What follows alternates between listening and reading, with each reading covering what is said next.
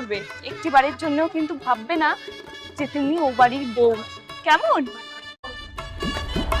আর বলো না, আজকালকার মেয়েরা তো কিছুই জানে না। কোথায় ভাবলাম যে শেষ বয়সে একটু সেবা পাবো, ছেলে বড় করলাম, মানুষ করলাম, বাড়িতে বউমা আনলাম, আমাকেই ওদের সেবা যত্ন করতে হচ্ছে।